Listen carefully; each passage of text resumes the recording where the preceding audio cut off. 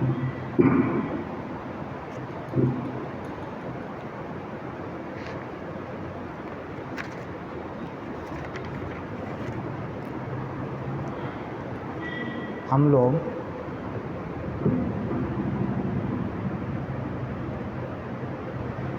लोग देख रहे थे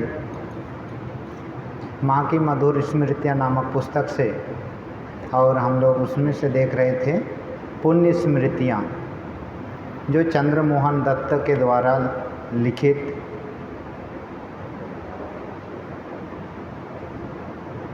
यहाँ पर हम लोग पिछले सप्ताह देखे थे माँ किस तरह से शारदानंद महाराज को बोलते हैं कि वो एक पुरुष ऐसे है जो संपूर्ण स्त्रियों को माता के माने मेरे रूप में और पुरुषों को ठाकुर के रूप में देखते हैं। उनके जैसा इस संसार में बहुत ही कम मिलते हैं, ऐसी बातें माँ बोलती है। आगे हम लोग देखेंगे, एक दिन एक तरुण सन्यासी ने देखा कि शरद महाराज दोपहर के खाने के बाद विश्राम करके बाहर निकल रहे हैं। सन्यासी ने पूछा, महाराज आप कहीं जा रहे हैं? महाराज बोले, हाँ कुछ काम है। यह कहकर वे चल पड़े। युवक सन्यासी के मन में कुतूहल हुआ, देखो कि महाराज कहाँ जाते हैं। वे थोड़ी दूर जाकर महाराज का पीछा करने लगे। चलते चलते महाराज एक बस्ती में पहुँचे। सन्यासी भी पीछे पीछे आ रहे थे। शरद महाराज ने एक मकान में प्रवेश किया। अनुसरण करते हुए सन्यासी भी उस मकान के पास गए। भीतर घुसकर उन्होंने देखा एक छोटे से कमरे में कंकाल सदृश एक व्यक्ति लेटा हुआ खांस रहा है। उसके समीप बैठकर महाराज उनकी छाती पर हाथ फेरते हुए कह रहे हैं, तुम कैसे हो? वह व्यक्ति खांसते हुए बोला, अच्छा कहा, अच्छा हूँ। महाराज ने स्नेहपूर्वक कहा, परंतु मैं तो तुम्हें पहले से अच्छा देख रहा हूँ। दवा ठीक से खा रहे हो ना? लगता है फल खत्म हो गए हैं। वह व्यक्ति बोला, दवा भी खा रहा हूँ, फल भी खा रहा हूँ, लेकिन आप चाहे जितने भी चेष्टा कीजिए, चाहे मुझे जितनी भी दवा और फल खिलाइए, पर मैं जानता हूँ कि जो रोग मुझे पकड़ा है उससे मैं नहीं बचूँगा। महाराज स्नेह भरे कंठ से बोले, कौन कहता है कि तुम नहीं बचोगे? तुम बिल्कुल ठीक हो जाओगे। ये दवाइयाँ और फल रख कर जा रहा हूँ, तुम ठीक से खाना। महाराज की बातें सुनकर वह व्यक्ति रोते हुए बोला, महाराज आप मनुष्य नहीं देवता है। उस रोग के डर से मेरे सगे संबंधी भी मुझे छोड़कर चले गए और आप आकर मेरे पास निर्भय होकर बैठते हैं, मेरे लिए दवा और पाथी की व्यवस्था करते हैं। बाहर खिड़की से यह दृश्य देख रहे हुए सन्यासी अब स्वयं को रोक ना सके। दौड़कर कमरे में जाकर महाराज के चरणों में गिर पड़े। रोते हुए वे बोले, महाराज मैं महान दोषी हूँ। मैंने आपके ऊपर घृणित संदेह किया, मुझे क्षमा करें। महाराज तो सन्यासी को देखकर अवाक रह गए। शांत भाव से वे केवल इतना ही बोले, संदेह को मन में ना पालकर तत्काल उसका समाधान करके आपने अच्छा ही किया है, ऐसा ही करना चाहिए। महाराज के सेवक स्वामी आशीषानंद किरण महाराज से इसी प्रकार की एक अन्य घटना सुनी थी। टेरिटी बाज़ार इलाके के एक जमा स्ट्रीट के एक होटल में एक यक्ष्माग्रस्त फारसी व्यक्ति से जुड़े घटना है। उसका नाम था खोखनी। संगी संबंधियों द्वारा परित्यक्त इस एकाकी व्यक्ति को महाराज बीच में गुप्त रूप से जाकर होटल में देख आते और उनके साथ कुछ समय बिता आते। उसके बिस्तर पर बैठकर उसी के द्वारा छिले हुए फल वे निर्विकार भाव से खाते। कभी कभी वह खांसते खांसते ही चाकू से फल काटता और खांसते खांसते ही वे फल महाराज के हाथों में दे देता। अपने प्रति शरद महाराज की दया की बात मैं क्या कहूँ।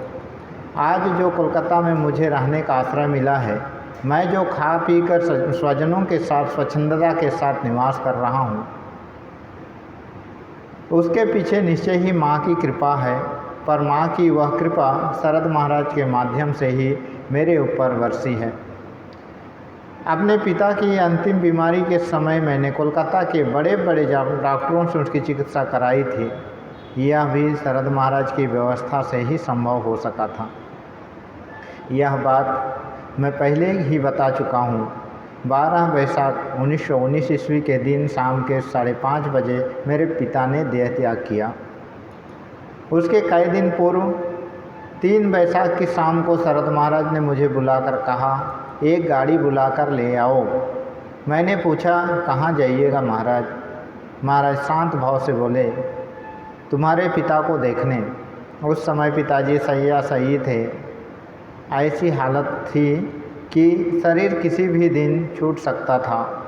शरद महाराज प्रतिदिन मुझे बुलाकर पिताजी का हालचाल पूछते, लेकिन उस दिन महाराज की बात सुनकर मैं बड़ी असहायता का बोध करने लगा, क्योंकि पहली बार तो यह कि गाड़ी का किराया देने की मेरी सामर्थ्य नहीं थी, और दूसरी यह कि शोभा बाजार के सामने शिव मंदिर के पास नंदराम सेन लेन के किनारे जिस सकरी गली में पिताजी रहते थे, उसमें शरद महाराज के लिए सीधा होकर चलना संभव नहीं था। यहाँ पर बोल देता हूँ कि शरद महाराज लंबा चौड़ा और मोटे होने के कारण उस सकरी गली में जा नहीं सकेंगे, ऐसा उनको बोध हुआ था। इसके कारण ऐसे बोल रहे हैं। जिन 2 कारणों से मैं गाली बुलाने में संकोच का अनुभव कर रहा था, बाध्य होकर मैंने वे दोनों कारण महाराज को बताए।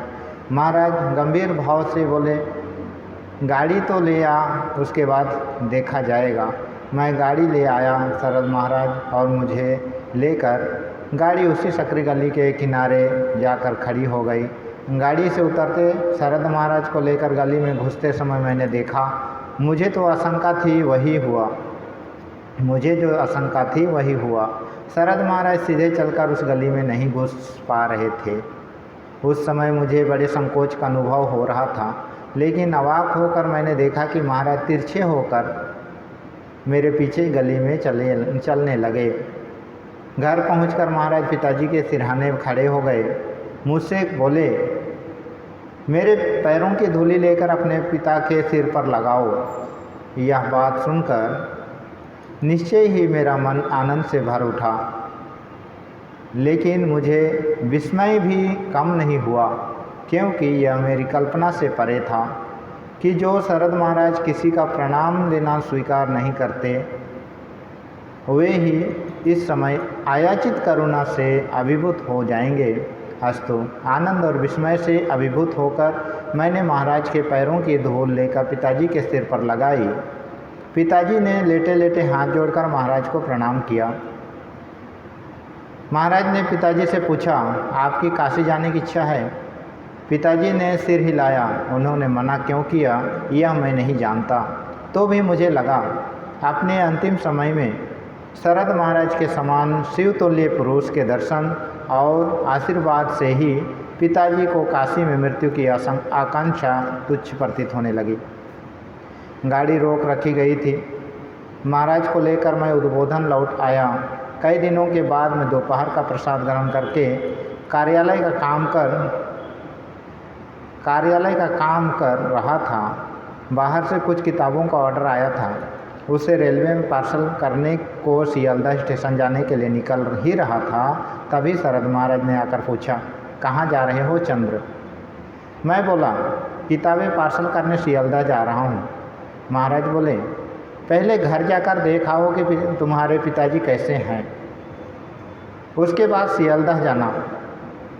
महाराज के निर्देशानुसार मैंने घर जाकर देखा, पिताजी अंतिम सांस गिन रहे थे। महाराज को सूचना देने के लिए मैं तत्काल उद्बोधन लौट आया। उस समय महाराज विश्राम कर रहे थे। मैं उनके कमरे के दरवाजे के पास खड़ा रहा। करवट बदलते समय सहसा मुझे देखकर वे बोले, क्या खबर है?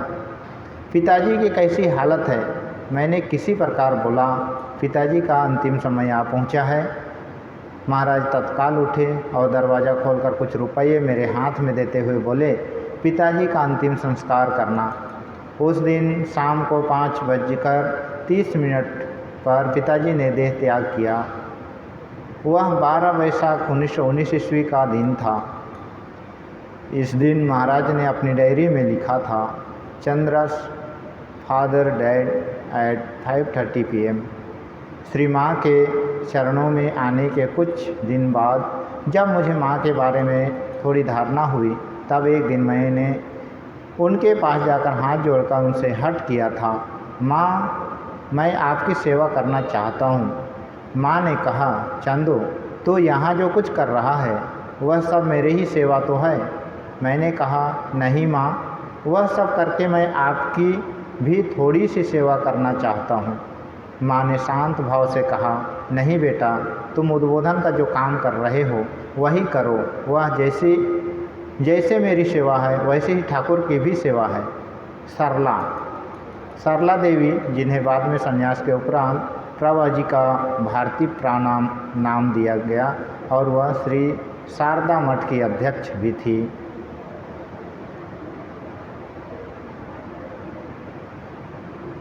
वैसे ही ठाकुर की सेवा भी है। सरला तो मेरी सेवा कर ही रही है, बल्कि उद्बोधन का काम करके जब उन्हें समय तथा सुयोग मिले तब शरद की सेवा करना। यदि तुम हृदय से उनकी सेवा करो और शरद यदि तुम पर संतुष्ट हो रहे तो जान लो तुम्हें निश्चित रूप से ब्रह्म ज्ञान होगा। जो कोई भी शरद की प्रीतिपूर्वक सेवा करेगा, मुक्ति उसके करतलगत होगी। शरद ठाकुर का गणेश है। शरद मेरी मस्तक की मणि है। जान लेना कि पूरी दुनिया में शरद के समान महापुरुष बहुत विरल है। माँ के देह त्याग के बाद मैंने शरद महाराज में ही माँ को पाया था। केवल मैं ही क्यों, मेरे समान अनेक, यहाँ तक कि महिला भक्तों ने भी शरद महाराज में माँ को पाया था। शरद महाराज रामकृष्णमय तो थे ही, परंतु लगता है कि वे उससे भी अधिक माँमय, शारदामय थे। स्वामी जी ने उन्हें जो शारदानंद नाम दिया था वह पूर्णतः सार्थक रहा।